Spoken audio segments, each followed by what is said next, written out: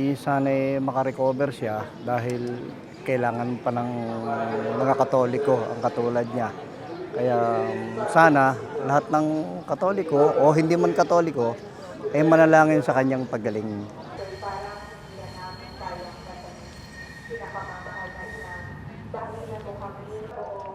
Repent and believe in the gospel.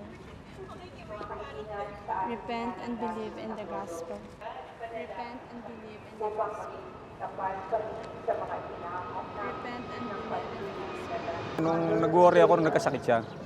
Kaya bilang pasasalamat at sa mga kabutihan na sa pamilya ko, ginagawa ko na rin pagsimba, pinagdadasal ko na rin siya.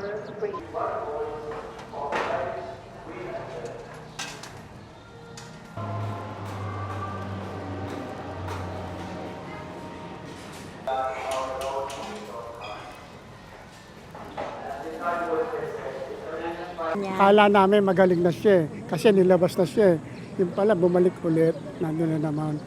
Pero pinapanalangin namin na gumaling siya. Kami mag-asawa kaya nagsisimba linggo sa ngayon para sa kanya.